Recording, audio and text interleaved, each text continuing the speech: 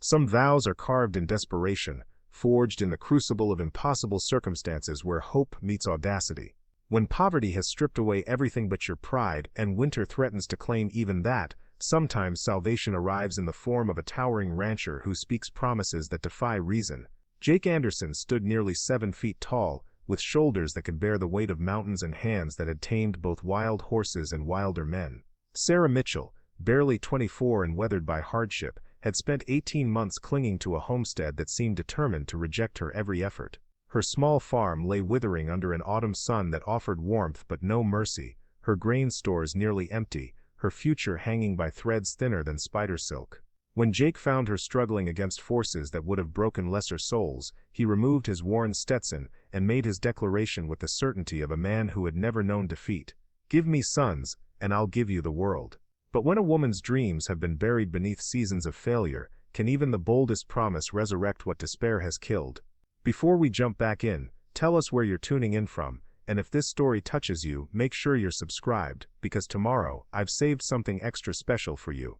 The September wind swept across Sarah Mitchell's failing wheat field like a harbinger of the harsh winter to come, carrying with it the bitter scent of dreams dying on the vine. At 24 she had learned that hope was a luxury she could no longer afford, a commodity as scarce as the rain that had refused to fall for 3 consecutive months. Her calloused fingers gripped the wooden handle of her hoe with a desperation that had become as familiar as breathing, each strike against the unforgiving earth a small act of rebellion against the fate that seemed determined to claim her. 18 months had passed since Daniel's death, 18 months of fighting a battle she was slowly but inevitably losing. The consumption had taken him gradually, stealing pieces of the man she loved until only a shadow remained, coughing up blood into handkerchiefs that she burned in the yard behind their small cabin. He had died in their bed on a March morning, when the first wild flowers were pushing through the last of winter's snow, and she had buried him in the cemetery overlooking Cedar Valley with nothing but a simple wooden cross to mark his passing. The homestead that had once represented their shared dreams now stood as a monument to her solitary struggle.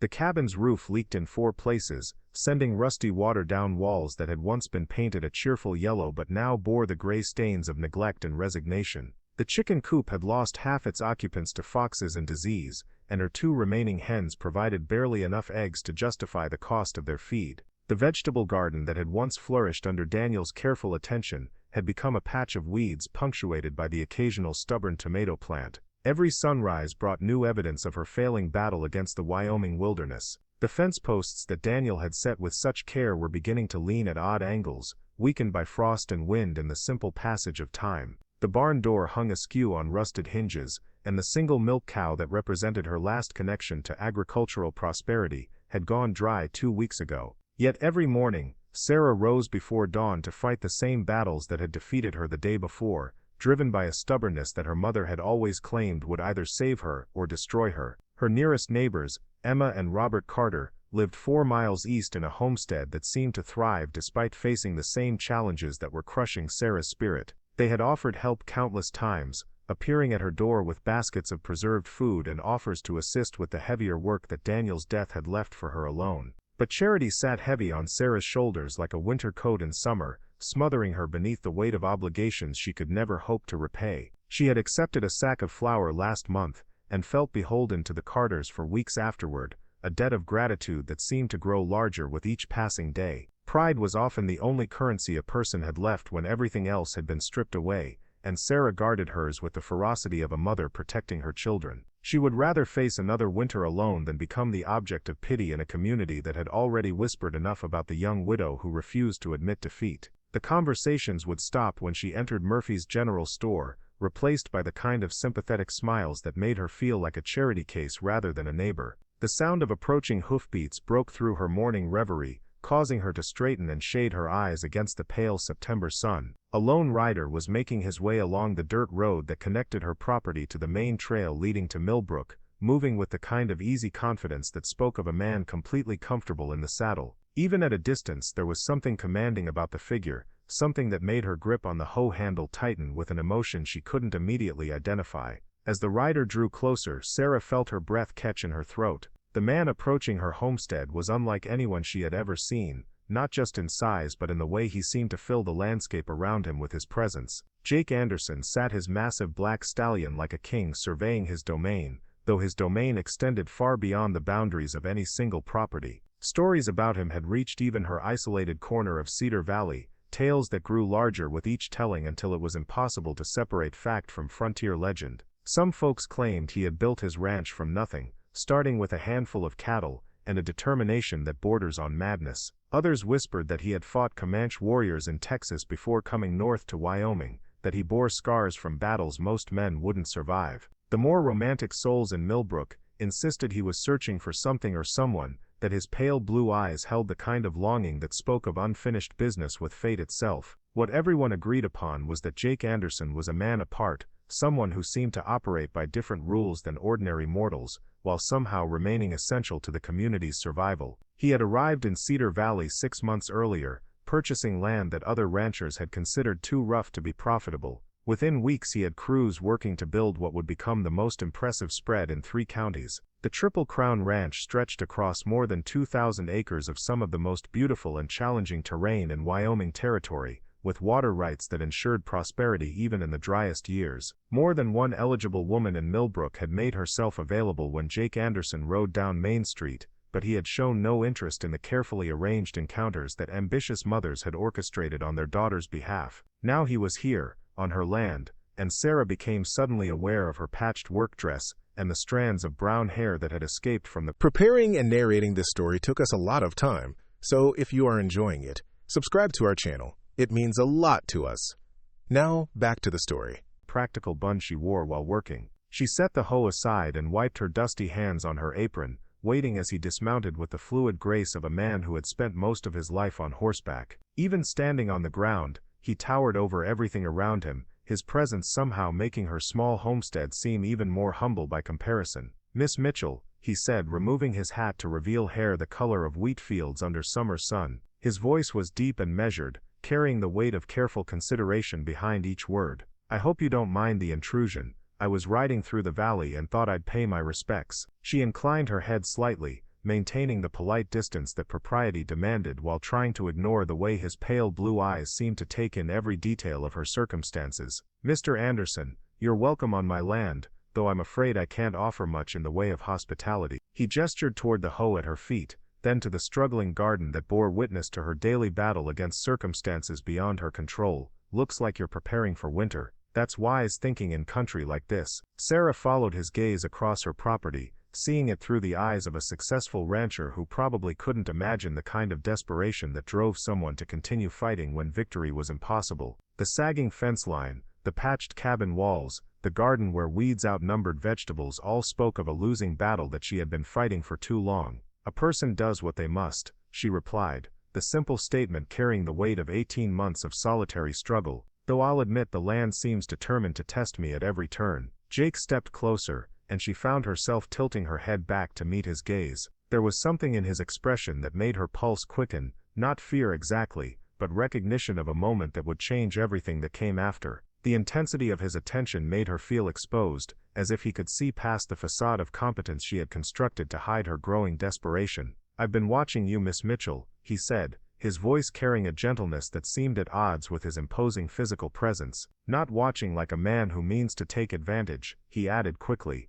perhaps seeing something in her expression that warned of defensive walls rising. "Watching like a man who respects what he sees. You've been working this land alone for more than a year, and you're still here. That takes a special kind of courage." Sarah felt tears threaten behind her eyes, though whether from gratitude or exhaustion she couldn't say. It had been so long since anyone had acknowledged the magnitude of her daily battle, so long since someone had seen strength instead of failure in her efforts. "Courage doesn't fill an empty pantry or fix a leaking roof," she managed, her voice barely above a whisper. "No," he agreed, his tone remaining gentle despite the directness of his words, "but it's the foundation everything else gets built on. Without it all the money and help in the world won't matter." He was quiet for a moment, studying her face with an intensity that made her want to look away while simultaneously making it impossible to break eye contact. When he spoke again, his words carried the weight of a decision that had been long in the making. "I came here to make you an offer, Miss Mitchell, not the kind a woman usually receives from a stranger, but these aren't usual times, and I'm not a usual man." Sarah wrapped her arms around herself, suddenly feeling cold despite the September sun that beat down on her shoulders. "What kind of offer?" "The kind that might save us both from facing another season alone." He took a step back, giving her room to breathe while his words settled between them like seeds waiting for the right conditions to grow. I'm 32 years old, Miss Mitchell. I've got land that stretches to the horizon, with water rights and timber and grass enough to support herds that could feed half the territory. I've got money in the bank and skills enough to provide for a family and comfort. The directness of his words hit her like a physical blow, though whether from shock or hope, she couldn't determine. She had expected many things from this conversation, but not a proposal from a man she had never spoken to before this moment. Anderson, I know it sounds like madness, he continued, his voice remaining steady despite the magnitude of what he was suggesting. A man appearing at your door with talk of marriage when we barely know each other's middle names, but I've lived long enough to recognize when the heart understands what the mind hasn't figured out yet.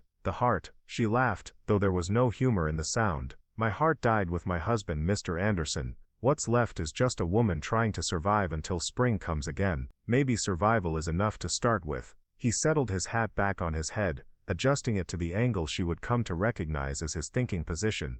I'm not asking you to forget Daniel or stop loving his memory. I'm asking you to let me stand beside you while you build something new, something that honors what you had while reaching toward what you could have. The words hung in the crisp autumn air like a bridge she wasn't certain she was ready to cross. Sarah found herself thinking of the long winter nights ahead, the silence that pressed against her in the evenings when work was done, and there was nothing left but memories and the sound of wind through the gaps in her cabin walls. What exactly are you proposing, Mr. Anderson? Marriage, he said simply, the single word carrying more weight than she had expected. Partnership, a future that doesn't depend on whether you can grow enough vegetables to keep from starving. He paused, choosing his next words with obvious care. I'm proposing that you give me sons, and in return, I'll give you the world. The boldness of his statement should have shocked her, but instead, it sent an unexpected warmth through her chest. There was something reassuring about his directness, his willingness to speak plainly about desires that most people only whispered about in the dark. When was the last time someone had offered to take care of her? When had she last felt like anyone valued her enough to make such a commitment? And if I can't give you children, she asked, voicing the fear that had haunted her marriage to Daniel, if my body isn't willing or able, then we'll face that together the way married people do. His answer came without hesitation, delivered with the same certainty he had shown in everything else. But I've seen how you tend your garden, even when the soil fights you, how you care for those chickens like they were prize livestock. You have the heart of a mother, Miss Mitchell. I believe your body will follow where your heart leads. Sarah turned away from him, looking out over the land she had fought so hard to keep. The morning light revealed every flaw, every place where her efforts had fallen short of her intentions, but it also illuminated the places where she had succeeded against impossible odds, the small victories that proved she would never surrender without exhausting every possible option. People will talk, she said finally, her voice carrying the weight of a woman who had already endured more gossip than any person should have to bear. People always talk. The question is whether you care more about their opinions than your own survival. He stepped back, giving her the space she needed to think without feeling pressured by his overwhelming presence. I'm not a romantic man, Miss Mitchell. I won't court you with flowers and poetry, but I'll work beside you, protect you, provide for you, and when you're ready, truly ready, I'll love you with everything I have. The promise in his words made her throat tight with unexpected emotion. When was the last time anyone had offered to protect her? When had she stopped believing that someone might want to share her burdens rather than simply observe them from a safe distance? How long would you want for an answer? She asked, though part of her already knew what her decision would be. As long as you need, he replied. But winter's coming fast, and I'd rather have you settled at Triple Crown before the snow gets too deep for safe travel. His practical concern touched something deep in her chest, a place that had been cold for so long she had forgotten it could feel warmth. This man was offering her not just security but partnership, not just survival, but the possibility of building something meaningful from the ashes of her previous life. 2 weeks, she heard herself say, the words emerging before she had fully decided to speak them. I'll need 2 weeks to consider your offer properly. Jake's face showed no surprise at her timeline, though she caught a glimmer of something that might have been relief in his pale eyes. 2 weeks is reasonable. I'll be staying at Patterson's boarding house until you've made your decision. When you're ready, you know where to find me. He moved toward his horse with the same fluid grace he had shown in dismounting, but before he could mount up and ride away, Sarah found herself calling out to him, Mr. Anderson. He turned in his saddle, eyebrows raised in question. Why me? There are younger women in Millbrook, women with dowries and families to recommend them. Women who haven't been worn down by circumstances beyond their control. A smile played at the corners of his mouth, the first genuine expression of warmth she had seen from him since his arrival. Because when I rode past your place last week and saw you chopping wood for winter, I saw a woman who doesn't quit. That's worth more than all the dowries in Wyoming territory. With that declaration, he urged his stallion into motion, leaving Sarah standing in her yard with a hoe at her feet, and a decision that would determine the shape of the rest of her life. She picked up the tool and attempted to resume her work, but her hands were shaking too badly to accomplish anything productive. Instead, she sank down onto the wooden steps of her front porch and tried to process what had just occurred. Jake Anderson, the most eligible man in 3 counties, had appeared at her door like something from a fairy tale, and offered to rescue her from circumstances that had seemed hopeless just an hour earlier. He wanted marriage, partnership, children, all the things she had thought were lost forever when Daniel died. But more than that, he was offering her respect, treating her not like a charity case but like a woman whose strength he admired and whose partnership he actively sought. The thought of leaving her homestead, of abandoning the place where she and Daniel had planned to build their life together, brought a familiar ache to her chest. But the alternative was facing another winter alone, watching her resources dwindle until spring found her either dead or so weakened that recovery would be impossible. Jake Anderson was offering her life, not just survival but the possibility of thriving in ways she had thought were beyond her reach. As she sat on her porch steps, Sarah pulled Daniel's wedding ring from the chain around her neck and held it up to catch the morning light. The simple gold band had represented simple promises, commitments made by young people who believed love would be enough to overcome any obstacle. But perhaps it was time to acknowledge that life required more complex solutions, arrangements that took into account the woman she had become rather than the girl she had been. 2 weeks. In 2 weeks she would either remain Sarah Mitchell, struggling homesteader and object of community pity, or become the wife of Jake Anderson, one of the most successful ranchers in Wyoming territory. The thought should have terrified her, but instead it filled her with something she had almost forgotten how to feel. For the first time in 18 months, Sarah Mitchell had reason to hope that her story was far from over. Somewhere in Millbrook, a giant of a man was waiting for her answer, and somewhere deep in her heart, she was already beginning to believe that some promises were worth the risk of trusting a stranger with her future. The 3 days that followed Jake Anderson's visit passed with agonizing slowness, each hour stretching like taffy in the Wyoming heat as Sarah found herself replaying every word of their conversation. She attempted to maintain her normal routines, but concentration proved impossible when her mind kept returning to his bold declaration, and the way his pale blue eyes had studied her face as if memorizing every detail. The simple tasks that had occupied her days for 18 months suddenly felt meaningless, temporary measures taken by a woman who might soon have an entirely different life. Her small cabin felt smaller somehow, as if Jake's brief presence had revealed just how cramped and inadequate her living situation had become.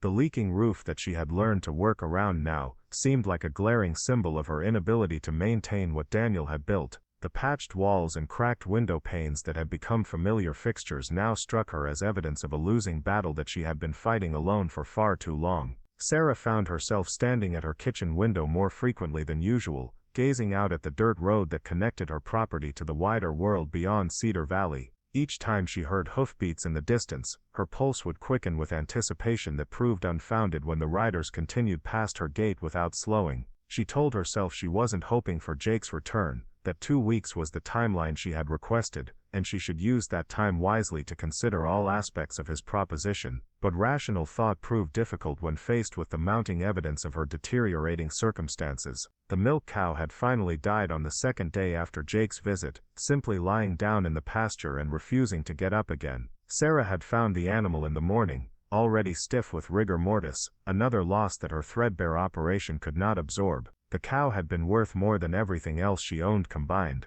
and now that value was reduced to meat that would spoil before she could consume even a fraction of it. She spent most of that day butchering the carcass with a dull knife and trembling hands, her inexperience with such grisly work evident in every awkward cut. By evening, her small root cellar was packed with more beef than she could reasonably preserve, and the waste of letting good meat rot felt like a moral failing that added to her growing sense of desperation. Daniel had always handled such tasks, and his absence felt particularly acute as she struggled with work that was beyond her knowledge and physical capabilities. The nights brought their own torments, filled with dreams that ranged from terrifying to sublime. Sometimes she dreamed of Jake Anderson appearing at her door like some frontier deity, sweeping her away to a life of comfort and security that seemed too good to be true. Other nights, she found herself trapped in nightmares where Daniel's ghost accused her of betraying his memory by considering marriage to another man. She would wake from these dreams with tears on her cheeks and a guilt so heavy it felt like stones in her chest.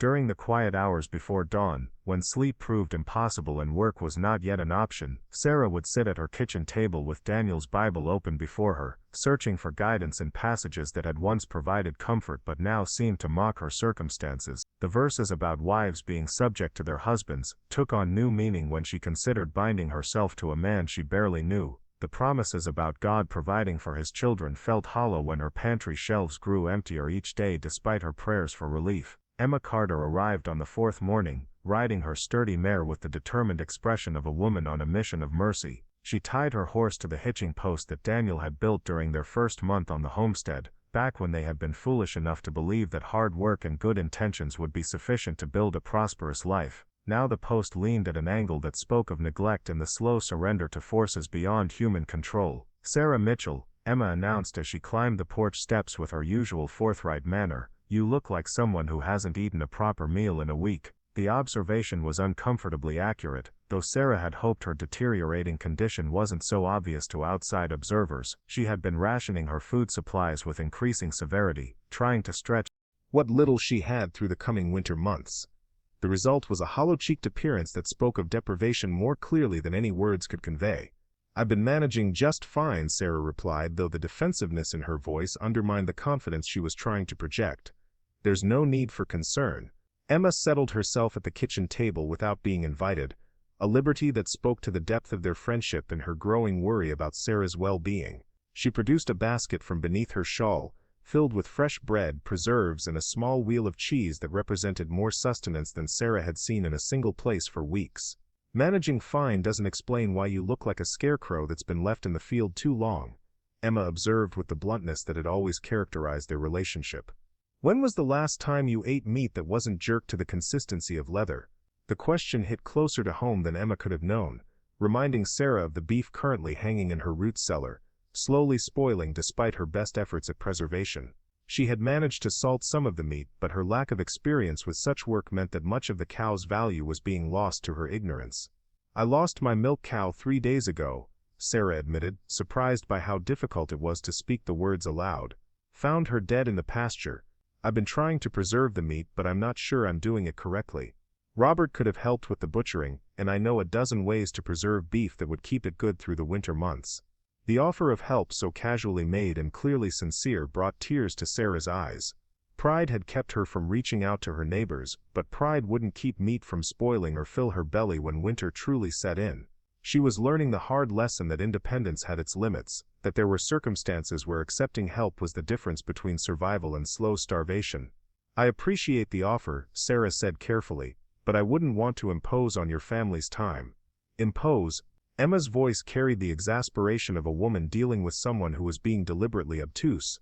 "Sarah, we're neighbors. Helping each other isn't an imposition, it's what people do when they live in country like this." They spent the morning working together to properly preserve the remaining beef, with Emma providing instruction in techniques that her mother had taught her during childhood in Missouri. Sarah listened carefully to explanations of salt ratios and smoking methods, storing away knowledge that might mean the difference between a well-fed winter and one spent constantly hungry. The work was easier with 2 pairs of hands, and Emma's cheerful chatter helped distract from the grim nature of their task. As they worked, Emma shared news from Millbrook and the surrounding homesteads, the kind of community gossip that had once formed the backbone of Sarah's social connections but had become less frequent as her isolation deepened.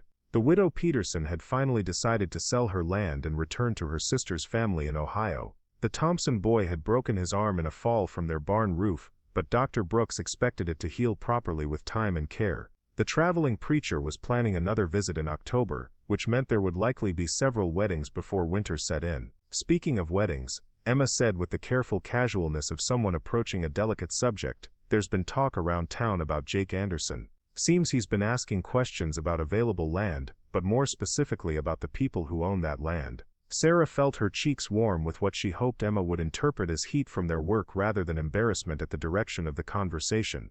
What kind of questions? The kind a man asks when he's looking for more than just property boundaries, Emma replied, her eyes sharp with curiosity.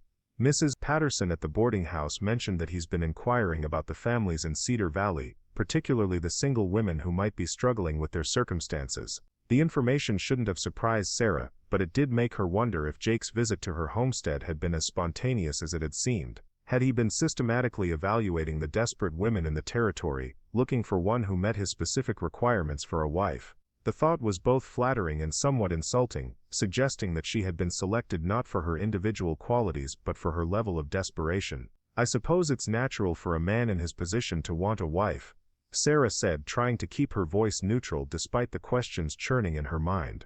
A ranch like Triple Crown would benefit from a woman's touch. Emma set down the knife she had been using to cut strips of beef and turned to study Sarah's face with the intensity of someone who suspected she wasn't getting the complete story. Sarah Mitchell, is there something you want to tell me about Mr. Anderson's interest in Cedar Valley? The direct question hung in the air between them like smoke from a campfire, impossible to ignore despite Sarah's desire to avoid the conversation entirely. She had never been skilled at deception, particularly not with someone who knew her as well as Emma did. The weight of keeping Jake's proposal secret was becoming heavier with each passing hour, and part of her desperately wanted to share the burden with someone who could offer advice based on experience rather than fear. He came to see me, Sarah said finally, her voice barely above a whisper. 3 days ago, he made me an offer. Emma's eyebrows rose in surprise, though Sarah suspected her friend had been expecting some revelation along these lines. What kind of offer? Marriage. The single word carried the weight of everything that had been consuming Sarah's thoughts since Jake's departure. He wants a wife who can give him children, and he's offering security in return. The silence that followed this admission stretched for what felt like hours, though it was probably only seconds. Emma resumed her work with the beef, but Sarah could see her mind processing this information and formulating the questions that would inevitably follow. And what did you tell him? Emma asked eventually. I asked for 2 weeks to consider his proposal, Sarah replied, grateful that Emma's tone held curiosity rather than judgment. He's staying at Patterson's boarding house until I give him an answer. Emma nodded thoughtfully, her expression suggesting that she was weighing the practical advantages against the potential complications of such an arrangement. 2 weeks is a reasonable amount of time to consider changing your entire life, she said.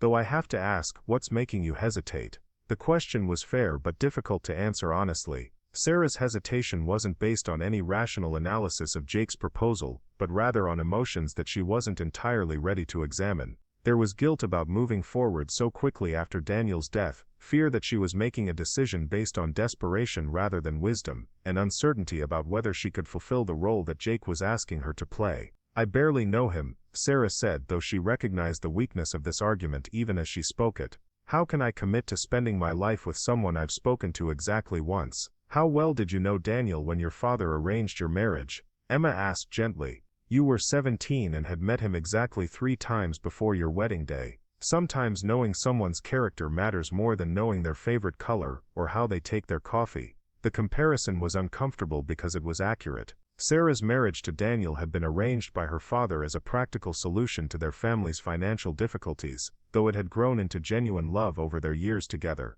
The difference was that she had been young and naive then, willing to trust that everything would work out for the best. At 24, with 18 months of brutal independence behind her, she was more aware of all the ways that marriages could fail, and lives could be destroyed by poor decisions. What do you think of him? Sarah asked, genuinely curious about Emma's opinion of a man who had generated so much speculation in such a short time.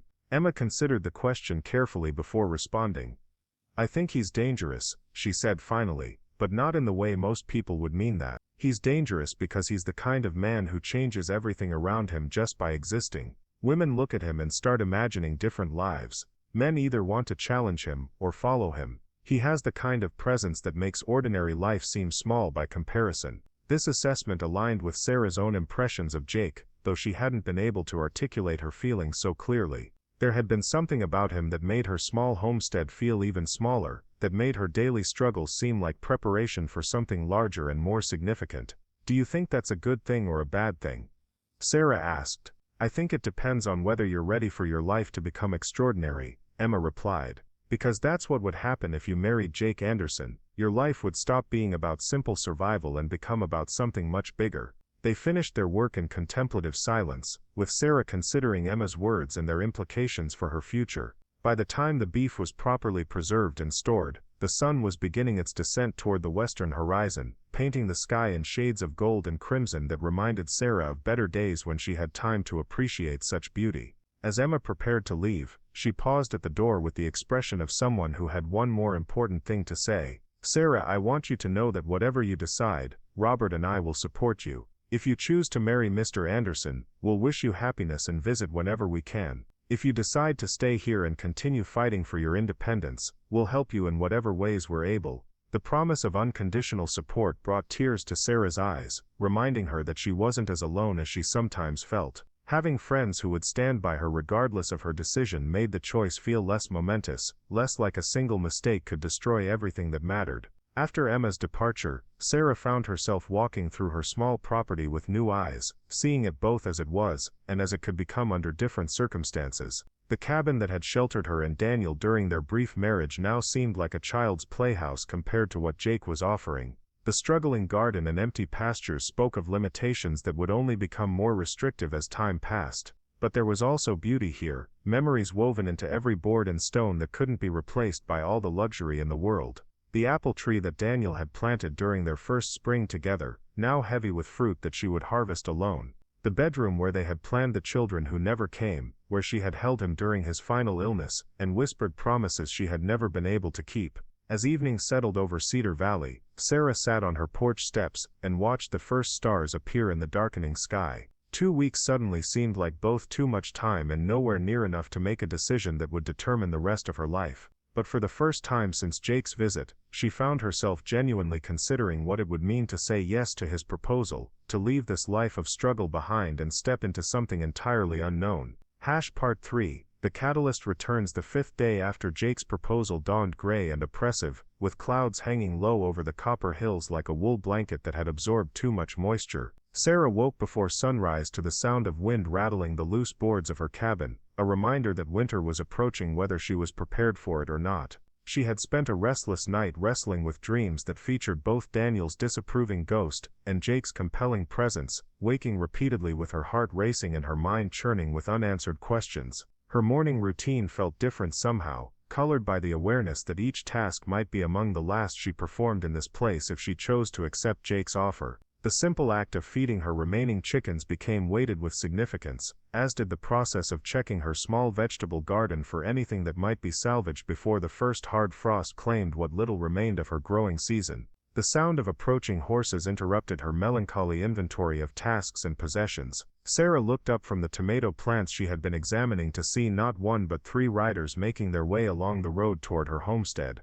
Even at a distance, she recognized Jake's imposing figure on his black stallion, but the identity of his companions remained unclear until they drew close enough for her to make out their features. The second rider was a woman, which surprised Sarah considerably. She appeared to be middle-aged, with silver-streaked hair pinned back in a practical style and clothing that suggested someone accustomed to hard work and frontier living. She sat her mare with the easy confidence of someone who had been riding since childhood, and there was something about her bearing that spoke of authority and wisdom earned through experience rather than granted by circumstance. The third member of their party was a young man who bore such a strong resemblance to Jake that he had to be a relative, though his smaller stature and different coloring suggested he might be a nephew or younger brother rather than a son. He rode with the slightly self-conscious posture of someone still growing into his adult proportions, though his handling of his horse was competent enough to indicate considerable experience. Jake dismounted first, as he had during his previous visit, but this time he immediately moved to assist the woman down from her horse with a courtesy that spoke of deep respect and genuine affection.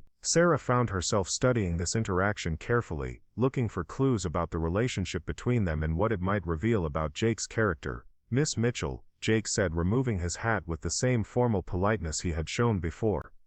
"I hope you'll forgive the liberty of bringing guests to your property without advance notice. I'd like you to meet my aunt, Margaret Anderson, and my nephew Thomas Anderson." The introductions explained the family resemblance while raising new questions about the purpose of their visit. Sarah had assumed that Jake was operating independently in his search for a wife, but the presence of family members suggested a more complex dynamic that she hadn't considered. Were they here to evaluate her suitability, or to provide some form of moral support for a decision that affected more than just Jake's immediate future? Margaret Anderson stepped forward with a warm smile that transformed her somewhat stern features, extending her hand in a gesture that bridged the gap between formal courtesy and genuine friendship. "Miss Mitchell, Jake has told us a great deal about you. I hope you don't mind our intrusion, but I wanted to meet the woman who has captured my nephew's attention so completely." The phrasing of this statement made Sarah's cheeks warm with embarrassment and something that might have been pleasure. The idea that Jake had spoken about her to his family members suggested a seriousness of intent that went beyond mere convenience or desperation. She found herself wondering what exactly he had said, what qualities or characteristics he had highlighted in describing their brief encounter. "You're very welcome," Sarah replied, though she was acutely aware of her work dress and the general state of her property when viewed through the eyes of people who were clearly accustomed to better circumstances. "Though I'm afraid I can't offer much in the way of refreshments." "Nonsense," Margaret said briskly, moving toward the supplies that had been packed behind her saddle. "We've brought everything necessary for a proper visit, including coffee that hasn't been stretched with chicory root and bread that was baked this morning." The casual reference to her practice of extending coffee with cheaper substitutes made Sarah realize that Jake had indeed shared specific details about her circumstances with his family. Rather than feeling embarrassed by this revelation, she found herself oddly grateful for his honesty. There would be no need to pretend that her situation was better than it actually was, no exhausting performance of competence and prosperity that she couldn't sustain. Thomas Anderson proved to be a polite young man of perhaps 18 years, with the kind of earnest demeanor that suggested he took his role as family representative seriously. He assisted with unloading supplies and tending to the horses with efficient movements that spoke of considerable experience with such tasks. When he smiled, which he did frequently, the resemblance to Jake became even more pronounced, though his features held a boyish openness that contrasted sharply with his uncle's more guarded expression. As they settled themselves around Sarah's small kitchen table, Margaret took charge of preparing coffee and arranging the food they had brought with the casual efficiency of a woman accustomed to managing domestic situations. Sarah found herself relegated to the role of guest in her own home, though Margaret's manner was so naturally gracious that the arrangement felt comfortable rather than presumptuous. "Jake tells us you've been managing this homestead alone since your husband's death," Margaret said as she measured coffee into Sarah's battered pot. "That must require tremendous strength and determination." The comment was clearly intended as a compliment, but Sarah found herself wondering how much of her story Jake had shared with his family. Did they know about the mounting debts, the failed crops, the gradually deteriorating condition of everything she owned? Or had he presented a more romanticized version of her circumstances, emphasizing her independence while minimizing her desperation? "I've done what was necessary," Sarah replied, falling back on the same response she had given Jake during their first conversation, "though I'll admit the land has tested me more severely than I anticipated." Thomas leaned forward with the eager curiosity of youth. "Uncle Jake says you've managed to keep your livestock and maintain your garden despite working alone. That's more than a lot of men could accomplish under similar circumstances." The praise from someone so young felt both gratifying and slightly overwhelming. Sarah had grown accustomed to viewing her efforts as a series of failures punctuated by occasional small victories, but hearing them described as accomplishments by people who had no reason to flatter her forced her to consider a different perspective on her struggles. "The livestock situation has become more challenging recently," Sarah admitted, thinking of her dead cow and the dwindling number of chickens that represented her last connection to agricultural productivity. "But I've learned that adaptation is often more important than success when it comes to survival." Margaret nodded approvingly at this response. "Wisdom comes from experience, not from books or other people's advice. A woman who can learn from her circumstances and adjust accordingly is worth more than one who simply follows established patterns without understanding their purpose." The conversation continued in this vein for more than an hour, with Margaret and Thomas asking thoughtful questions about Sarah's experiences while carefully avoiding any direct reference to Jake's proposal or the decision she was facing. Their approach was subtle but effective, allowing her to present herself naturally while they formed their own impressions of her character and capabilities. As the morning progressed, Sarah found herself genuinely enjoying the company of Jake's family members. Margaret proved to be an engaging conversationalist with strong opinions on everything from livestock management to the territorial government's approach to homestead policy. Thomas shared stories of his experiences helping to establish the Triple Crown Ranch, describing the challenges and victories of building something substantial from raw land and ambitious dreams. Throughout these conversations, Jake remained largely silent, though Sarah was aware of his attention focused on her with an intensity that made her self-conscious despite her growing comfort with his relatives. She found herself wondering what he was thinking, whether she was meeting whatever expectations he had established, whether his family's obvious approval would influence his own feelings about their potential future together. When the meal was finished and the dishes cleared away, Margaret suggested that Thomas should show Sarah some of the techniques they used at Triple Crown for managing difficult livestock. This proposal was clearly intended to provide an opportunity for private conversation between Sarah and Jake, though Margaret's method was so tactful that it didn't feel like obvious manipulation. Left alone with Jake for the first time since his initial proposal, Sarah found herself oddly nervous despite their previous comfortable interaction. The presence of his family members had provided a buffer against the intensity that seemed to characterize their direct encounters, and without that protection she felt exposed and uncertain about how to proceed. "Your family is lovely," she said, breaking the silence that had settled between them. "They speak very highly of you." Jake's smile was slight but genuine.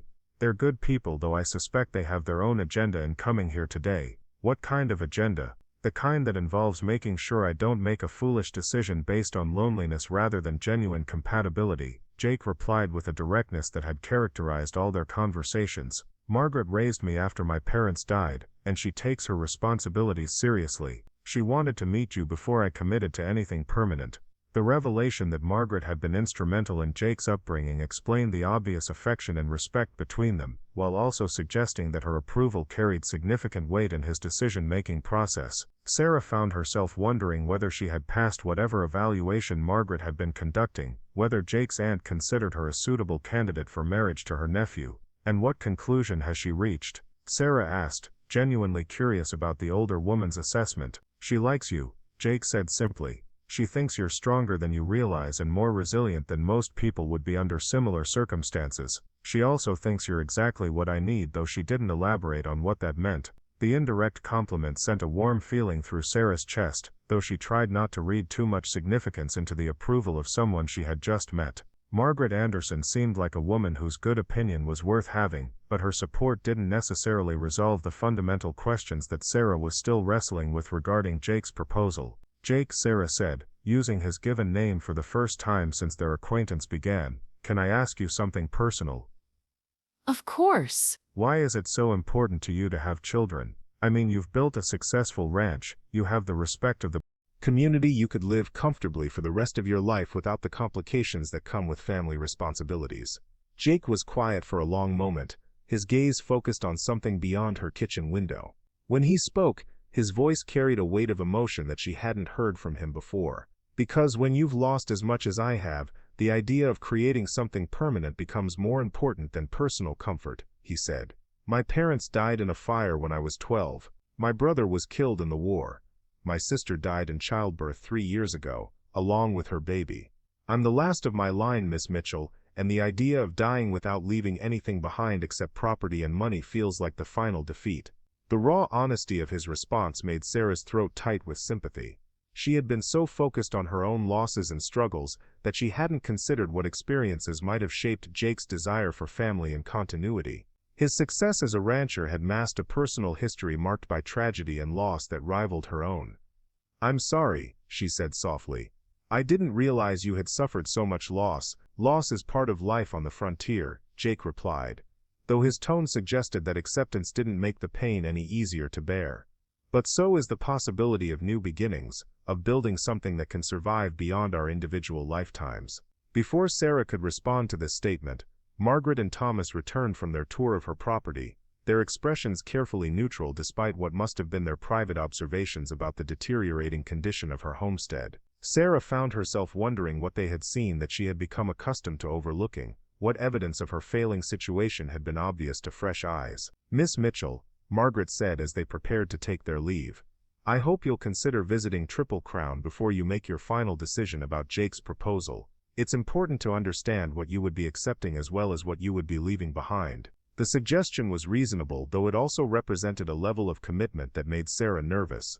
Visiting Jake's ranch would make their arrangement feel more real, more concrete than the abstract possibilities she had been considering. It would also provide her with information that might influence her decision in ways she wasn't prepared to handle. "I appreciate the invitation," Sarah replied carefully.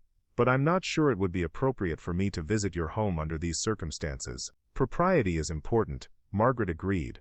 "But so is making informed decisions. Perhaps we could arrange for Emma Carter to accompany you, if that would make you more comfortable with the arrangement." The compromise was sensible and addressed Sarah's concerns about appearances while still providing the opportunity for her to see what Jake was offering in concrete terms rather than abstract promises. She found herself nodding agreement before she had fully considered the implications of accepting. As Jake's family prepared to depart, he lingered beside his horse with the expression of someone who had something important to say but wasn't certain how to begin. Sarah waited patiently, having learned that his communication style favored careful consideration over quick responses. "Miss Mitchell," he said finally, "I want you to know that whatever you decide, I'll respect your choice completely. If you feel that marriage to me isn't the right path for you, I'll withdraw my proposal without argument, and ensure that you have whatever assistance you need to maintain your independence." The gracious way he offered her an honorable retreat made her decision feel less pressured while simultaneously making him more attractive as a potential partner.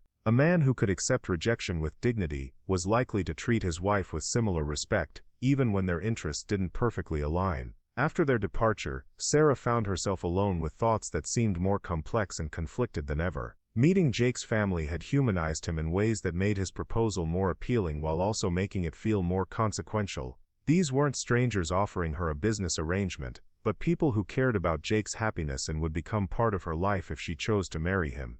The afternoon stretched ahead of her with the same routine tasks that had filled her days for 18 months, but somehow they felt different now, colored by the awareness that she was approaching a decision point that would determine whether these activities remained her daily reality or became memories of a life she had chosen to leave behind.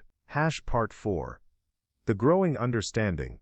The week following Margaret and Thomas's visit brought an unexpected change in Sarah's daily routine, though the shift was subtle enough that she didn't immediately recognize its significance. She found herself rising earlier than usual, not because work demanded it, but because sleep had become elusive, filled with dreams that blended memories of her life with Daniel and imagined scenes of what her future might hold as Jake's wife. The pre-dawn hours became a time for contemplation, when the silence of her small cabin allowed her thoughts to roam freely across possibilities that seemed both terrifying and exhilarating. On the 8th day after Jake's initial proposal, Sarah made a decision that surprised her with its boldness. She dressed in her best remaining dress, a blue wool garment that had been new for her wedding to Daniel, but now showed the careful mending that spoke of years of careful maintenance. She braided her hair in the style her mother had taught her for special occasions, and set out on foot for the 3-mile walk to the Carter homestead, determined to accept Margaret's suggestion about visiting Triple Crown Ranch. The walk gave her time to rehearse the conversation she planned to have with Emma, though she suspected her friend would see through any attempt to present the visit as a casual social call. Emma had always possessed an uncanny ability to perceive the emotions that Sarah tried to keep hidden, and the current situation was too momentous to disguise successfully. She found Emma in the kitchen garden behind the Carter house, harvesting the last of the season's vegetables with the efficient movements of someone who had performed these tasks countless times. The sight of Emma's well-maintained property, with its sturdy buildings and obvious prosperity, provided a sharp contrast to the deteriorating condition of Sarah's own homestead. The comparison wasn't entirely flattering, but it did serve as a reminder of what successful farming could look like when managed by people who hadn't been overwhelmed by circumstances. "Sarah Mitchell," Emma said, looking up from the squash she had been examining, "you look like a woman who has something important on her mind." The observation was accurate, though Sarah had hoped to approach the subject more gradually. "I've been thinking about what you said regarding Jake Anderson's proposal, and I believe I need more information before I can make a proper decision." Emma straightened, wiping her hands on her apron while studying Sarah's face with the focused attention she typically reserved for serious conversations. "What kind of information are you looking for?" "His aunt suggested that I visit Triple Crown Ranch to see what I would be accepting if I agreed to marry him," Sarah said, her voice carrying more confidence than she actually felt. "She recommended that you accompany me to ensure propriety is maintained." A smile played at the corners of Emma's mouth. "Margaret Anderson is a wise woman, and her suggestion makes perfect sense. When were you thinking of making this visit?" "As soon as possible," Sarah replied, though she hadn't considered the practical details of arranging such a trip.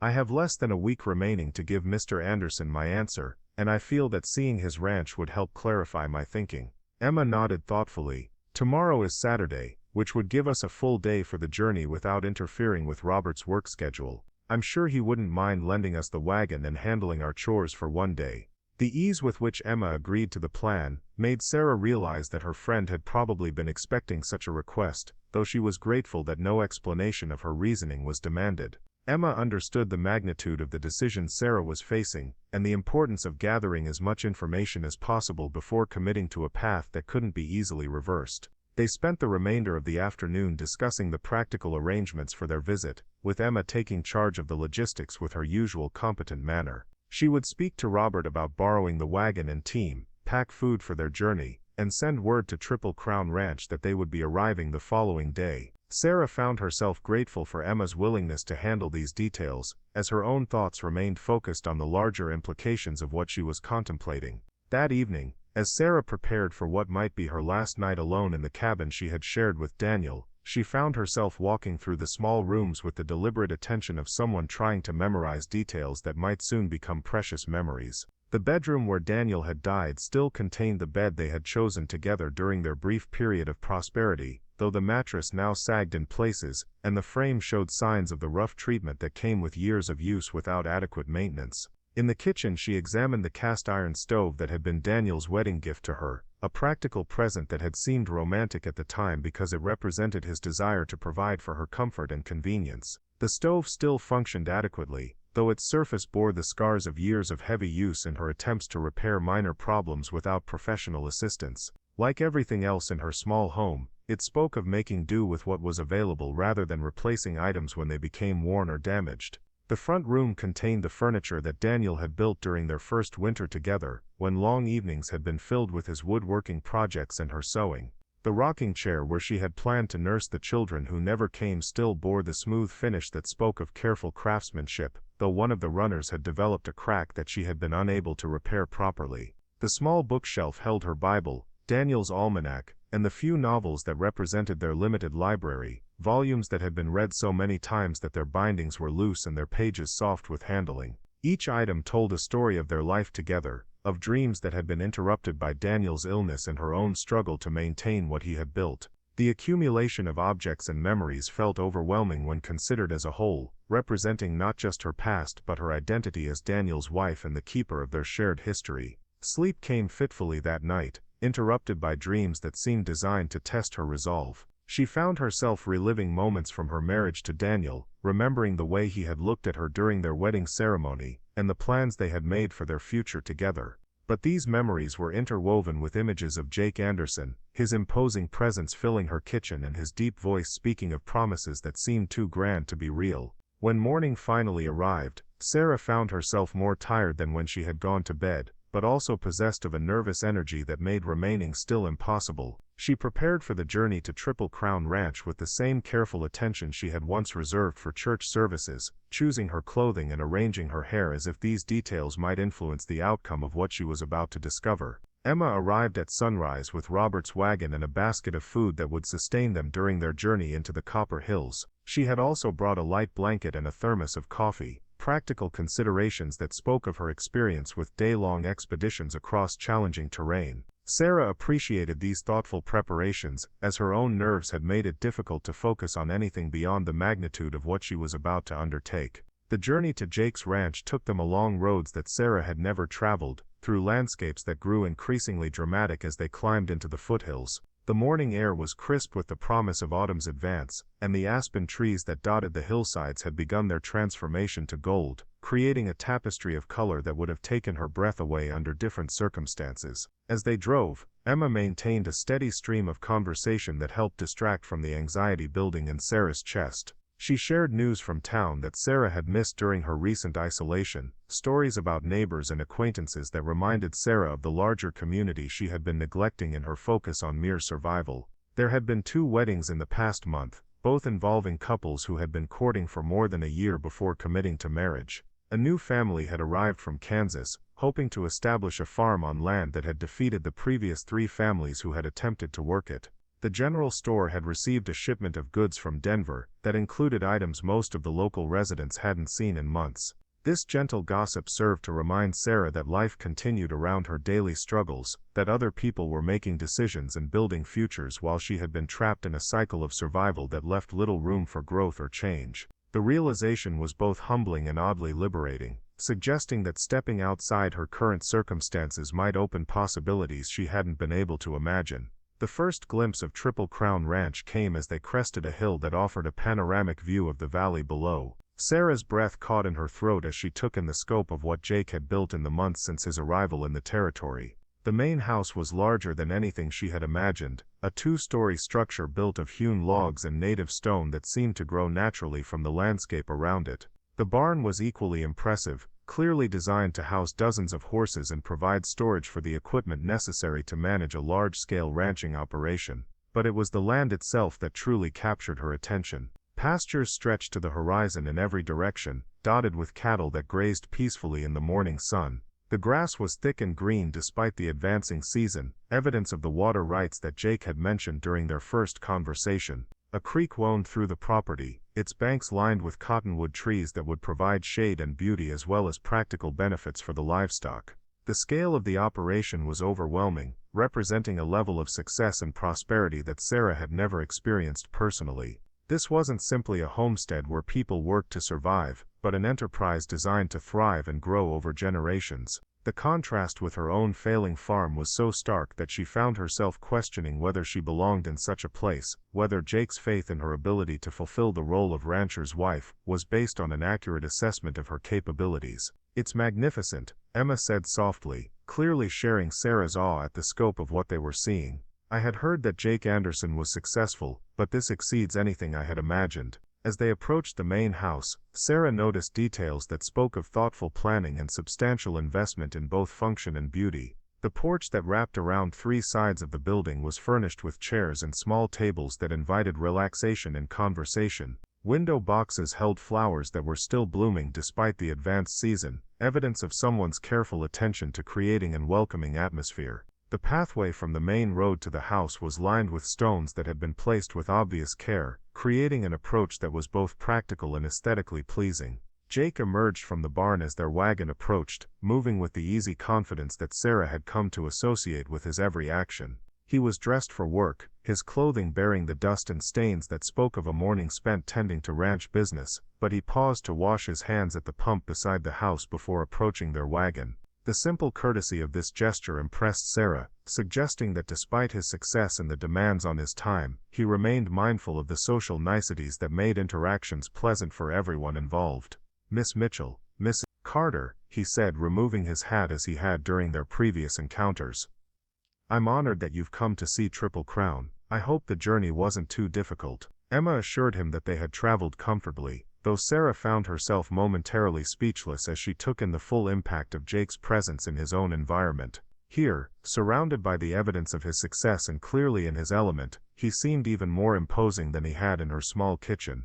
The realization that he was offering to share all of this with her felt surreal, as if she had stumbled into someone else's fairy tale by accident. Margaret Anderson appeared on the porch with the perfect timing that suggested she had been watching for their arrival. She had clearly prepared for their visit, wearing a dress that was both practical and elegant, with her silver hair arranged in a style that spoke of special occasions. Her smile was warm and genuine, immediately putting Sarah at ease despite the grandeur of her surroundings. "Welcome to Triple Crown," Margaret said, descending the porch steps with graceful efficiency. "I'm so pleased you decided to accept our invitation. I think you'll find that seeing the ranch will answer many of the questions you've been considering." The tour that followed was comprehensive and carefully planned, designed to showcase not just the impressive scale of the operation but also the thoughtful details that made Triple Crown a home rather than simply a business enterprise. Margaret guided them through the main house, which proved to be even more impressive inside than its exterior had suggested. The front room was furnished with pieces that had clearly been selected for both comfort and durability, creating an atmosphere that was welcoming without being ostentatious. The kitchen was a revelation, equipped with modern conveniences that Sarah had only heard about in conversations with women who had lived in larger towns. The cast iron range was twice the size of her own stove, with multiple cooking surfaces and an oven large enough to accommodate meals for a large family or ranch hands. The pantry was spacious and well organized, stocked with supplies that would have sustained Sarah's household for months. Jake had this designed specifically for entertaining and feeding the people who work here, Margaret explained as they examined the kitchen facilities. He believes that good food and comfortable surroundings contribute to both productivity and loyalty among the men who work for him. The bedrooms on the second floor were equally impressive, though it was the master bedroom that captured Sarah's attention most completely. The room was large and airy, with windows that offered views of the ranch's most beautiful pastures. The bed was substantial without being overwhelming, clearly built to accommodate Jake's size while maintaining an elegant appearance. A dressing area with built-in wardrobes provided ample storage, while a small sitting area near the windows created a space for private conversation or quiet reflection. But it was the room at the end of the hall that made Sarah's breath catch in her throat. Margaret opened the door to reveal a nursery that had been prepared with obvious love and attention to detail. The walls were painted in soft colors that would be appropriate for either a boy or a girl, and the furniture included everything necessary for caring for an infant. A rocking chair sat near the window, positioned to take advantage of natural light for reading or nursing. Shelves held books and toys that waited for small hands to claim them.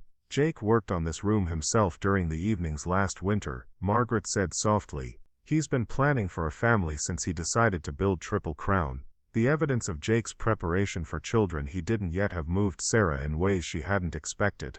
This wasn't the desperate hope of a man who viewed children as abstract concepts, but the careful planning of someone who had thought seriously about what parenthood would require, and had taken concrete steps to prepare for that responsibility. As they descended the stairs and moved toward the barn and outbuildings, Sarah found herself overwhelmed by the scope of what Jake was offering. This wasn't simply marriage but entrance into a completely different way of life, one that would require her to develop new skills and adapt to circumstances she couldn't fully imagine. The weight of such a transformation felt both exciting and terrifying. The barn tour revealed the extent of Jake's commitment to raising quality livestock. The building was larger than most houses, with stalls for more than 30 horses and equipment that represented a significant investment in the ranch's future productivity. The horses themselves were magnificent animals, clearly chosen for both their working ability and their breeding potential. Several mares were heavy with foals that would be born the following spring, evidence of Jake's long-term planning and his confidence in Triple Crown's continued success. The horse operation is actually more profitable than the cattle, Jake explained as they admired a particularly beautiful stallion. But cattle provide steady income while we build the reputation of our breeding program. Within 5 years, Triple Crown horses will be known throughout the territory. His casual mention of 5-year plans reminded Sarah of the scope of his thinking, the way he approached life with the assumption that he would be building and growing for decades to come.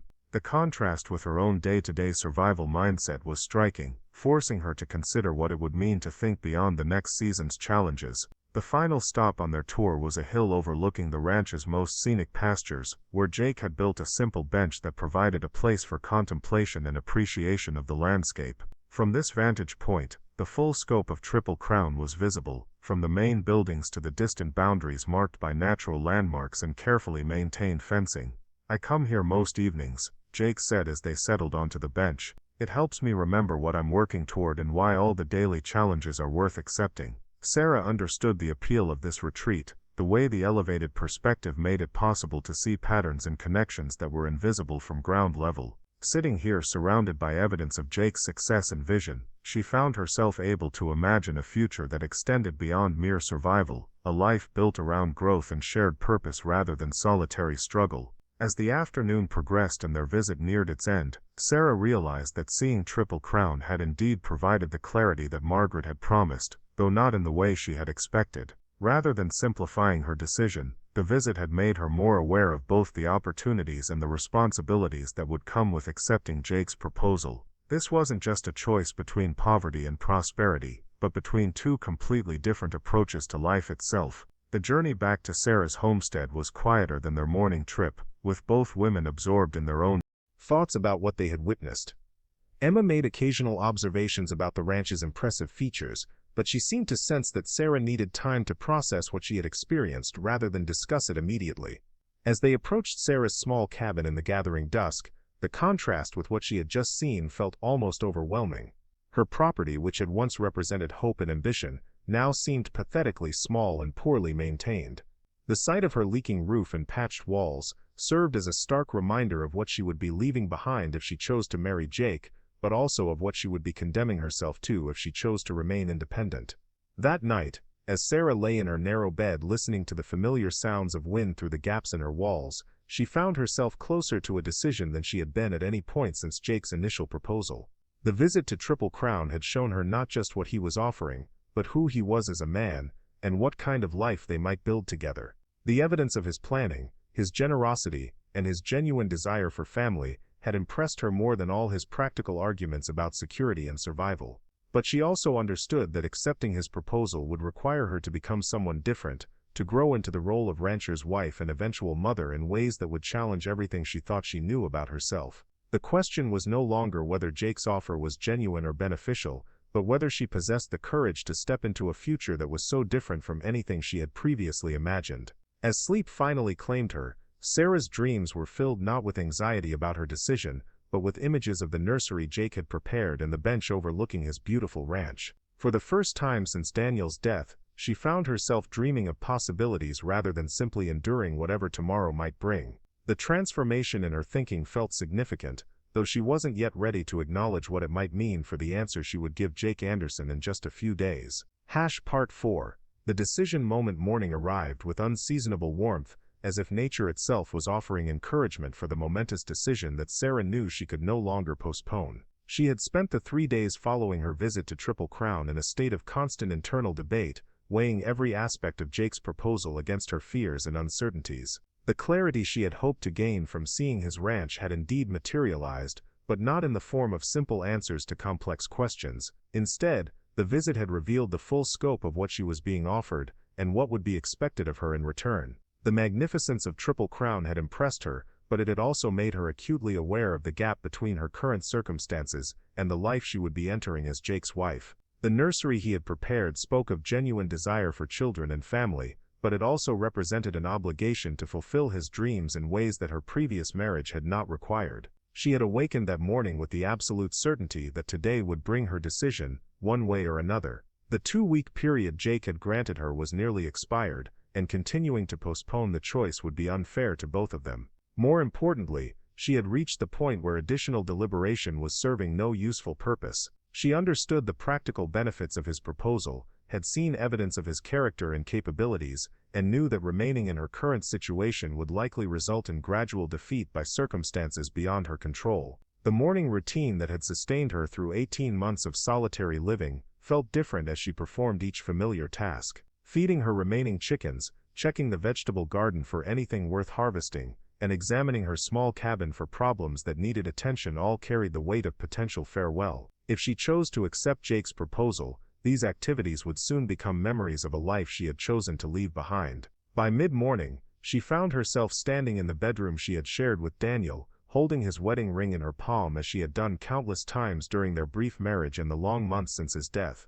The simple gold band represented more than their relationship, it symbolized her entire adult identity as wife, widow, and keeper of their shared dreams. Letting go of that identity felt like betraying not just Daniel's memory but her own sense of who she was and what she valued.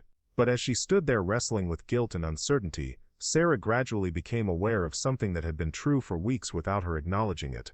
The acute grief that had defined her existence for so long had begun to soften into something more manageable, a sadness that would always be part of her but no longer controlled her every thought and action. Daniel's death would always matter, but it no longer had to define the boundaries of what was possible for her future. The sound of approaching hoofbeats interrupted her contemplation, and Sarah moved to the window to see Jake Anderson riding toward her homestead with the same measured pace that had characterized his previous visits. But this time, something in his posture suggested a man who had come for a final answer rather than additional conversation. The realization that the moment of decision had arrived sent both excitement and terror through her chest. She met him at her front door, noting that he remained mounted rather than dismounting as he had during their earlier encounters. The subtle difference in his approach suggested that he understood the significance of this visit, and was prepared for whatever response she might offer. "Miss Mitchell," he said, touching his hat brim in acknowledgement.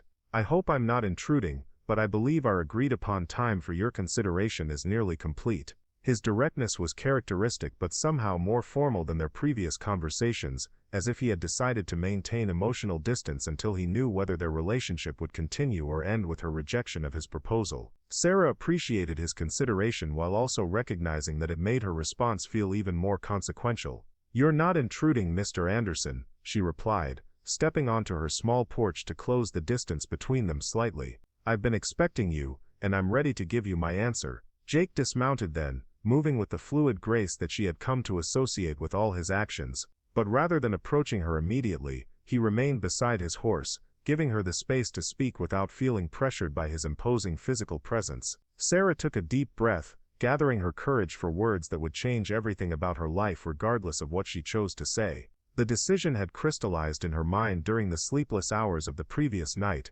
emerging from weeks of analysis and uncertainty with surprising clarity. "Mr. Anderson," she began, then paused to correct herself. "Jake, I've given considerable thought to your proposal, and I've concluded that you're right about several important things." She saw his shoulders tense slightly, though his expression remained carefully neutral as he waited for her to continue. "You're right that I can't continue living as I have been without eventually facing circumstances that will be beyond my ability to handle. You're right that winter is coming, and that my preparations are inadequate despite all my efforts. And you're right that sometimes the practical choice is also the wise choice, even when it requires stepping into unknown territory." Jake's eyes searched her face, clearly trying to determine whether she was building toward acceptance or rejection of his offer. Sarah found herself momentarily distracted by the intensity of his attention, the way he focused on her words as if they carried the power to determine his entire future.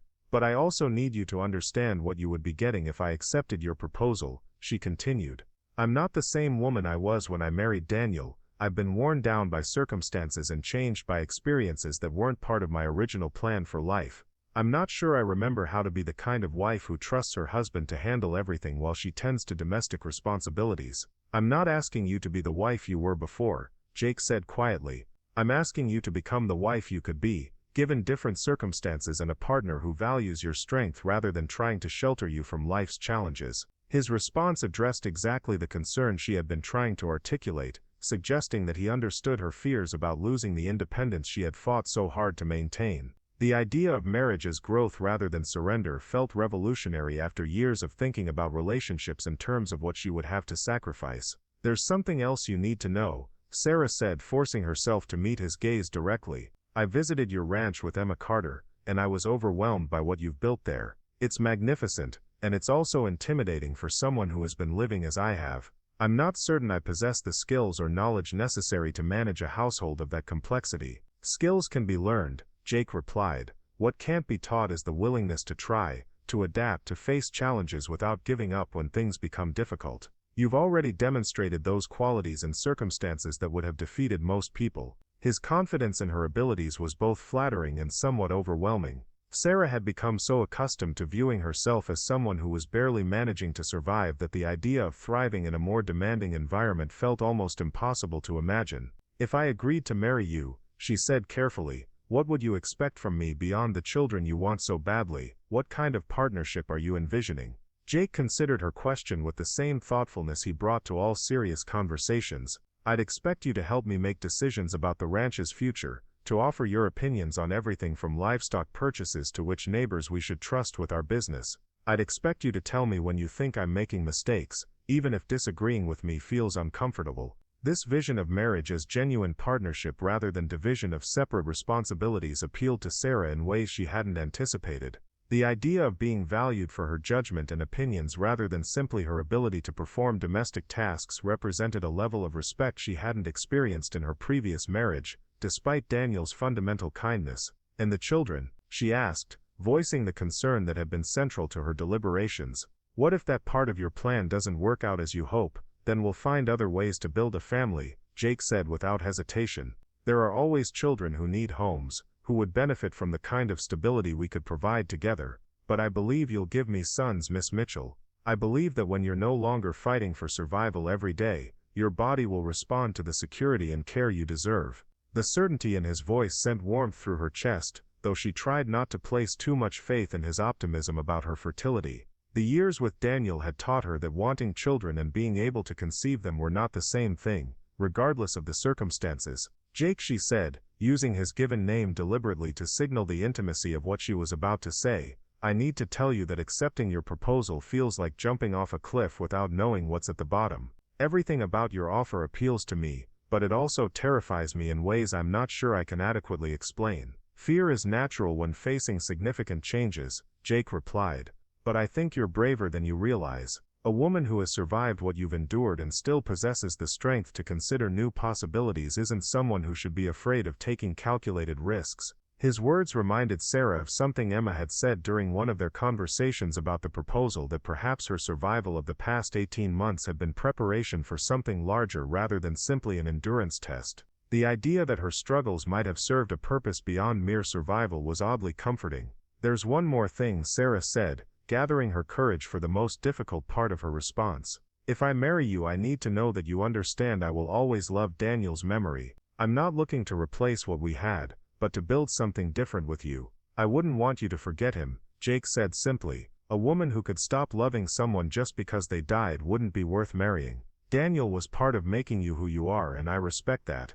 The gracious way he acknowledged her first husband removed the last significant barrier to her decision. Sarah had been afraid that Jake would expect her to treat her marriage to Daniel as if it had never happened, to begin their relationship with a blank slate that denied her previous experiences. His willingness to honor her past while building toward their future together felt like the foundation for the kind of trust that could sustain a marriage through whatever challenges might arise. "Then my answer is yes," she said, the words emerging with more strength than she had expected to feel. "I'll marry you, Jake Anderson, and I'll do my best to be the kind of wife and partner you deserve." The transformation in Jake's expression was immediate and profound. The careful restraint he had been maintaining vanished, replaced by a smile that seemed to light up his entire face. For the first time since she had known him, he looked not like an imposing figure of frontier legend, but like a man who had just received news that would change his life in the most fundamental way possible. "Sarah Mitchell," he said, moving toward her with quick strides that closed the distance between them, "you've just made me the happiest man in Wyoming territory."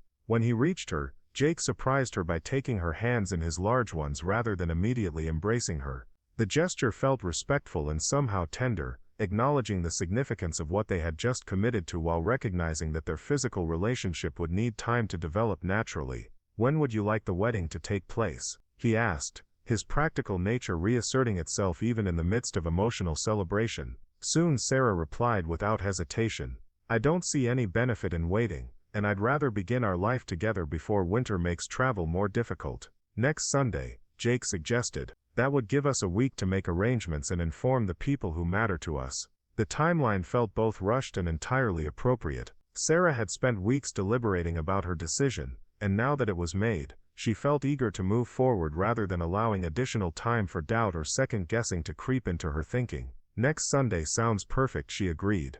"Though I should warn you that I don't have much in the way of wedding preparations. My best dress is the one I wore to marry Daniel, and I'm not sure that's appropriate for the circumstances." "Margaret will help with anything you need," Jake assured her. "She's been planning for this possibility since the day I told her about my proposal." The mention of his aunt's preparation made Sarah smile despite her nervousness about the magnitude of what she had just committed to. Having another woman's support during the transition from independence to marriage would be invaluable, particularly someone who understood Jake's character and expectations as well as Margaret obviously did. "There is one thing I'd like to request," Sarah said, thinking of the arrangements that would need to be made. "I'd like Emma Carter to stand with me during the ceremony, if that's acceptable to you." "Of course," Jake replied. "She's been a good friend to you during difficult times. I'd be honored to have her witness our marriage." As they stood together in the afternoon sun streaming across her small porch, Sarah felt the weight of her decision settling into something that felt less like terror and more like anticipation.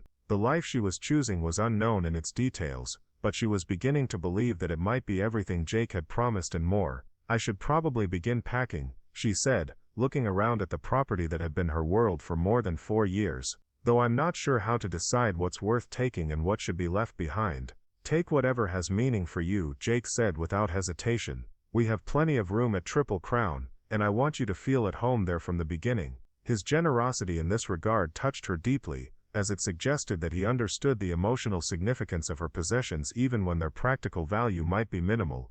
The idea of being able to bring her mother's dishes and Daniel's books felt like a bridge between her old life and new one. As Jake prepared to leave, promising to return the following day to help with arrangements and answer any questions she might have, Sarah felt a sense of completion that had been missing from her life since Daniel's death. The decision was made, the future was determined, and for the first time in months she was looking forward to tomorrow rather than simply enduring it.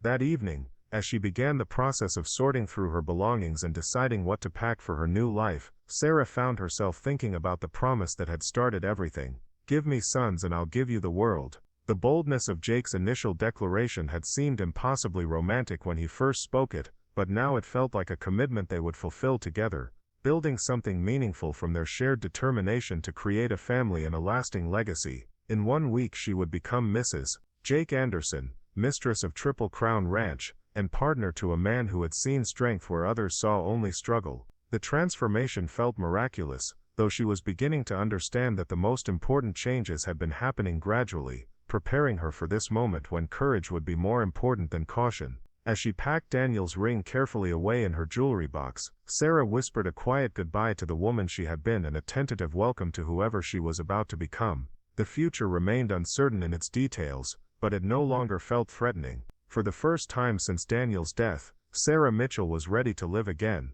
Part 5. The Life-Changing Union. The week between Sarah's acceptance and their wedding day passed in a blur of activity that left little time for second thoughts or nervous anticipation. True to his word, Jake arrived the morning after her acceptance with a wagon and 2 ranch hands to help with the process of packing and transporting her belongings to Triple Crown. Sarah had expected this task to be emotionally difficult, but the practical nature of sorting, wrapping, and loading her possessions somehow made the transition feel manageable rather than overwhelming. Margaret Anderson appeared on the second day bringing with her a wedding dress that she claimed had been worn by Jake's sister during her own marriage ceremony 3 years earlier. The gown was more elegant than anything Sarah had ever owned, made of ivory silk with delicate lace trim that spoke of considerable expense and careful craftsmanship.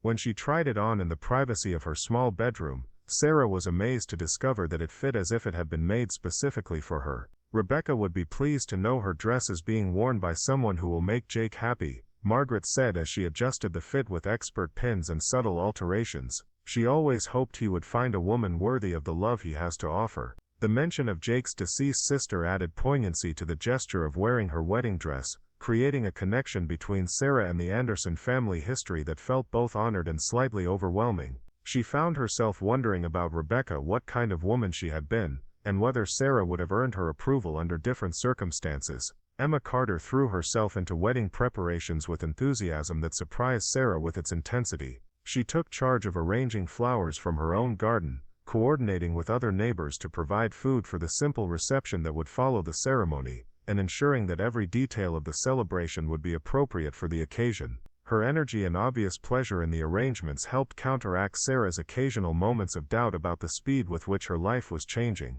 "You're doing the right thing," Emma assured her during one of their planning sessions. "I've watched you and Jake together, and I can see that he makes you feel valued in ways you haven't experienced in a long time. That's worth more than all the romantic courtship in the world." The observation was accurate, though Sarah hadn't fully recognized the pattern Emma had noticed. Jake's consistent treatment of her as someone whose opinions and feelings mattered had indeed been one of the most appealing aspects of their interactions. The idea of being valued for her mind as well as her potential as a wife and mother represented a level of respect she was only beginning to appreciate fully. Pastor William Hayes proved to be supportive of their union despite its unconventional beginning, expressing genuine pleasure at the prospect of performing a ceremony that would unite 2 people he respected individually. During their meeting to discuss the wedding service, he offered observations about marriage that revealed both wisdom and practical experience with the challenges facing frontier couples. Marriage built on mutual respect and shared goals often proves more durable than unions based primarily on romantic attachment, he told them as they planned the ceremony. "You're both mature enough to understand what you're committing to, and that gives your marriage advantages that many younger couples lack." His blessing felt significant to Sarah, who had been concerned that community leaders might view her quick remarriage as inappropriate or financially motivated.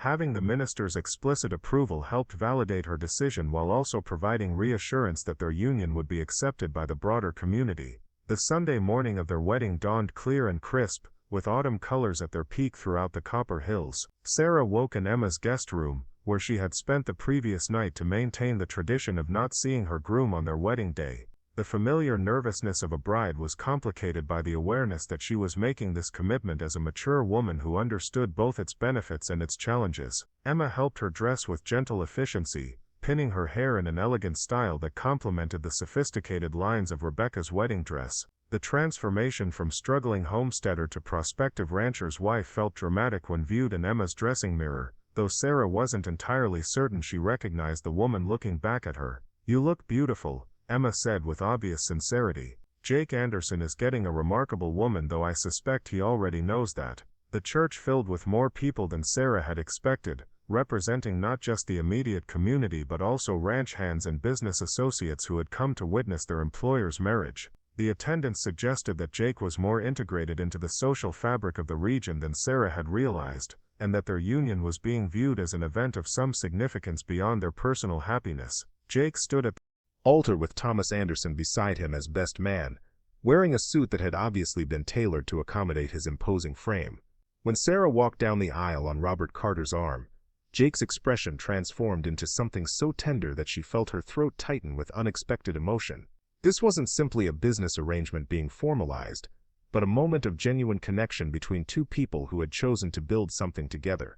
Pastor Hayes conducted the ceremony with dignity and warmth, emphasizing the promises they were making to each other while acknowledging the practical foundation of their union. When the time came for vows, Jake spoke his commitment with the same quiet certainty he brought to all important declarations, promising to cherish and protect her for the remainder of their lives. Sarah's own vows came more easily than she had expected, the words flowing naturally as she looked into Jake's pale blue eyes and saw reflected there the future they would create together. She promised to stand beside him through whatever challenges might arise, to support his dreams while sharing her own, and to build with him the kind of family that would honor both their individual histories and their shared aspirations. The ring Jake placed on her finger was not the simple gold band she had expected, but a more elaborate piece featuring a small diamond surrounded by delicate engraving. When she looked at him with surprise, he leaned close enough to whisper that it had belonged to his grandmother, another family heirloom that connected her to the Anderson history and traditions. "By the power vested in me by Wyoming territory," Pastor Hayes announced, "I now pronounce you husband and wife. Jake, you may kiss your bride." The kiss they shared was gentle but unmistakably passionate, promising intimacies that would develop naturally as their marriage deepened. Sarah felt herself responding to his touch with warmth that surprised her, suggesting that the physical aspect of their relationship might prove more fulfilling than she had dared to hope. The reception that followed was held in the church hall with food provided by neighbors who had insisted on contributing to the celebration despite the short notice. Sarah found herself the center of attention in ways that felt both gratifying and slightly overwhelming, as community members offered congratulations and expressed genuine pleasure at her obvious happiness. Margaret Anderson had arranged for musicians to provide entertainment, and Sarah was surprised when Jake asked her to dance with him during one of the slower songs. Despite his size, he moved with surprising grace, guiding her through the simple steps while maintaining the kind of physical connection that made her intensely aware of his presence. "How do you feel, Mrs. Anderson?" he asked as they swayed together to the gentle melody. The sound of her new name sent a thrill through Sarah that she hadn't expected. She was no longer Sarah Mitchell, struggling widow, but Sarah Anderson, wife to one of the most successful ranchers in the territory. The transformation felt both significant and strangely natural. "Different," she replied honestly, "but good different.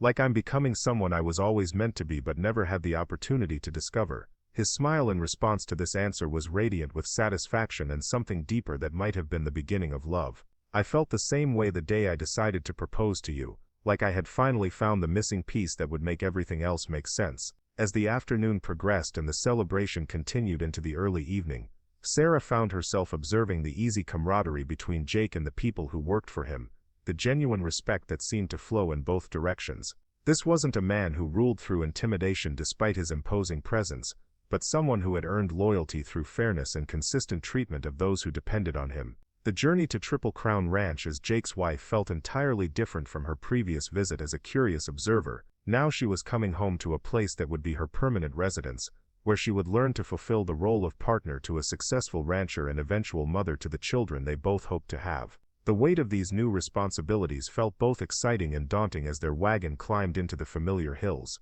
The ranch hands had decorated the main house in honor of their arrival, with lanterns strung along the porch and wildflowers arranged in vases throughout the front rooms. The gesture touched Sarah deeply, suggesting that Jake's employees were genuinely pleased about his marriage and willing to welcome her as the new mistress of Triple Crown.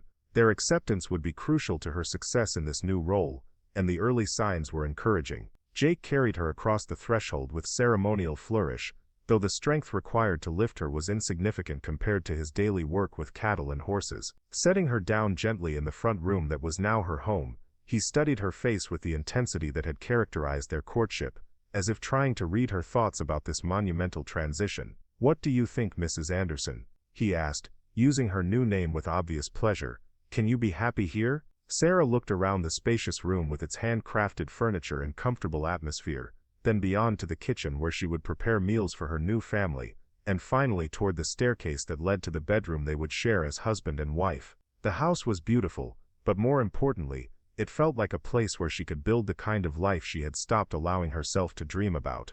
"I think I can be very happy here," she replied with growing confidence. "It feels like home already, though I suspect that has more to do with you than with the building itself." That first evening as a married couple was spent in comfortable conversation as Jake showed her details of the house she hadn't noticed during her previous visit. He explained his plans for expanding the operation over the next few years, asked for her opinions about potential improvements to the domestic arrangements, and shared stories about the ranch hands and their individual personalities.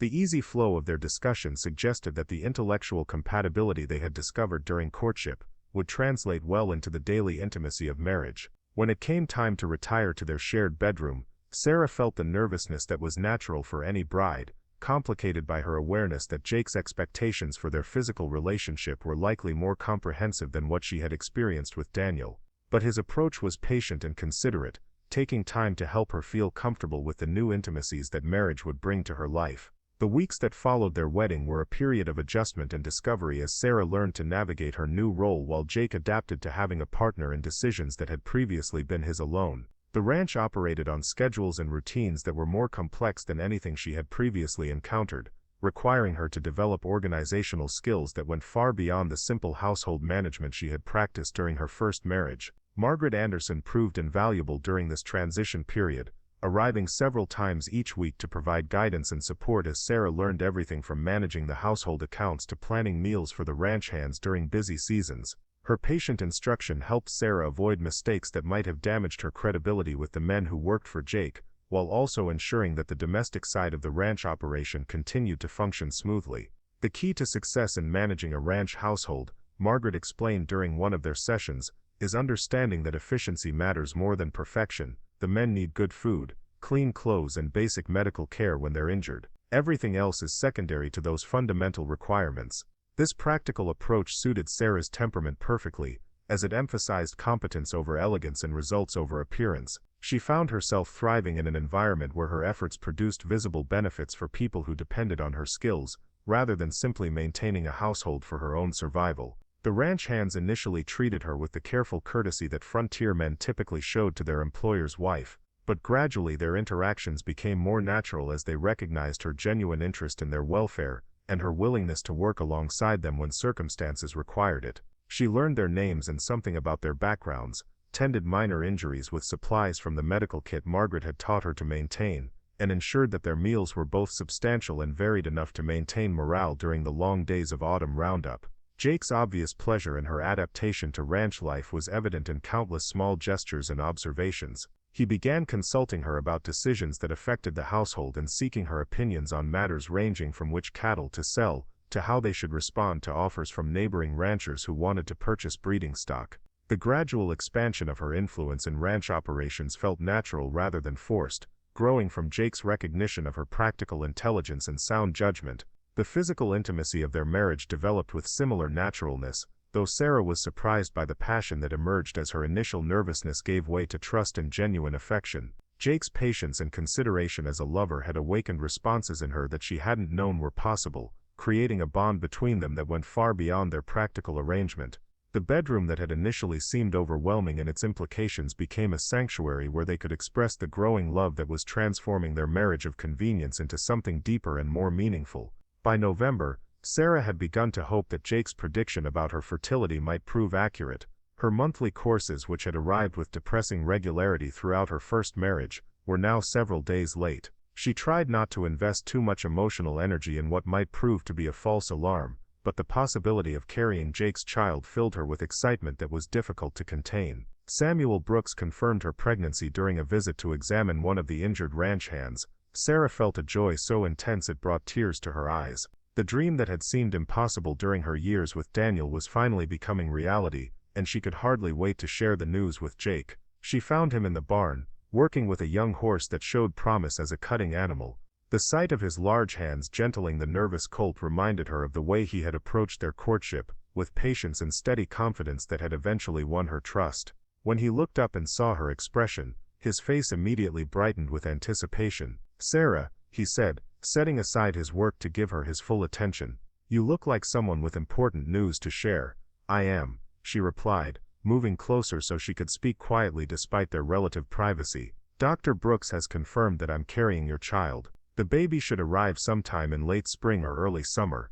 The transformation in Jake's expression was immediate and profound. The careful composure he typically maintained vanished, replaced by a smile of such radiance that it seemed to light up the entire barn. He swept her into his arms with gentle strength, spinning her around in celebration while being careful not to jostle her too vigorously. "Sarah Anderson," he said, setting her down but keeping his hands on her waist, "you've just given me the greatest gift of my life." The joy in his voice was matched by the tears she saw gathering in his pale blue eyes, evidence of how much this moment meant to him, despite his usual restraint in expressing deep emotions. This wasn't simply satisfaction at the fulfillment of a practical arrangement, but genuine happiness at the prospect of becoming a father with the woman he had chosen to love. "The timing is perfect," he continued, his practical nature reasserting itself even in the midst of emotional celebration. "The baby will arrive after the worst of winter but before the busy summer season begins.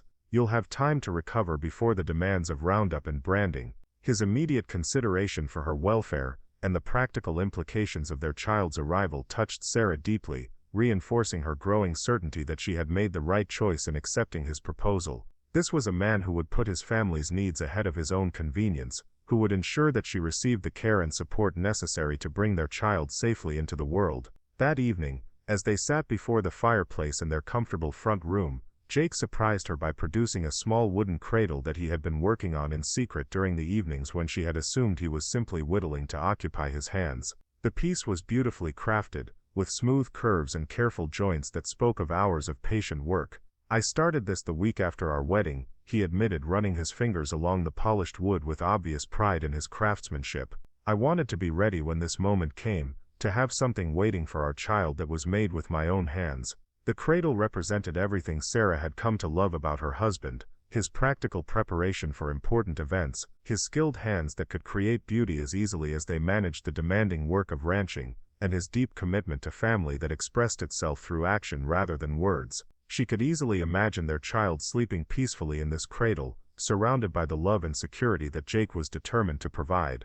Winter arrived early that year with heavy snows that isolated Triple Crown from the outside world for weeks at a time. Rather than feeling trapped, Sarah found herself grateful for the forced intimacy that allowed her and Jake to deepen their relationship without the distractions of social obligations or ranch business that required travel. They spent long evenings reading together, planning for their child's arrival, and sharing stories about their individual histories that helped them understand how their different experiences had prepared them for this life they were building together. Sarah's pregnancy progressed smoothly, with only the mild discomforts that Dr. Brooks assured her were normal for a healthy woman carrying her first child. Jake's attentiveness during this period was constant but not overwhelming, as he seemed to understand instinctively when she needed assistance and when she preferred to maintain her independence. His obvious excitement about becoming a father was balanced by genuine concern for her well-being, creating an atmosphere of anticipation that made the long winter months feel like preparation for joy rather than endurance of hardship.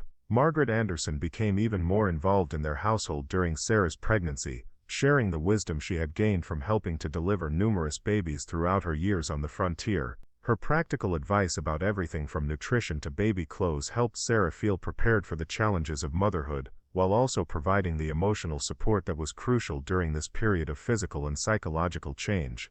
"Being pregnant is like preparing for the most important job you'll ever have," Margaret told her during one of their weekly visits. It requires strength, patience, and the willingness to put someone else's needs ahead of your own comfort. But the rewards are greater than anything else you'll experience in life. Spring arrived with unusual warmth, melting the accumulated snows rapidly and bringing an explosion of wildflowers throughout the mountain meadows surrounding Triple Crown. Sarah's pregnancy had advanced to the point where she could feel the baby's strong movements throughout the day, and Dr. Brooks estimated that birth would occur within the next few weeks. The nursery that Jake had prepared during their engagement had been supplemented with additional items crafted during the winter months, creating a space that was both functional and beautiful. The labor pains began on a warm May morning, when Sarah was helping Margaret prepare supplies for the spring branding season. The initial discomfort was mild enough that she continued working for several hours before realizing that the baby's arrival was imminent. By the time Dr. Brooks was summoned and Jake was called in from the pastures where he had been working with the cattle, Sarah was fully committed to the process of bringing their child into the world. The birth was difficult but not unusually so for a first child, according to Dr. Brooks, who maintained an encouraging demeanor throughout the long day of labor. Jake remained close by despite the traditional exclusion of fathers from the birthing process, and Sarah found comfort in knowing he was nearby even when she couldn't see him. Margaret proved invaluable as a birth attendant, providing both practical assistance and emotional support during the most challenging moments. When their son finally arrived as the sun was setting behind the Copper Hills, Sarah's first coherent thought was gratitude that Jake's bold prediction had proven accurate in every particular. She had indeed given him a son, and the baby was healthy and strong despite the difficult delivery. The child's lusty cries filled the bedroom with sound that seemed to validate all the dreams and plans they had made during the long months of waiting. Jake's reaction to seeing his son for the first time was everything Sarah had hoped it would be. The big man who had built a ranching empire with his own hands was reduced to tears by the sight of the small boy who would carry on the Anderson name. His careful touch as he held the baby spoke of awe and overwhelming love, emotions that transformed his stern features into something almost tender. "He's perfect," Jake whispered, his voice rough with emotion as he studied their son's tiny features.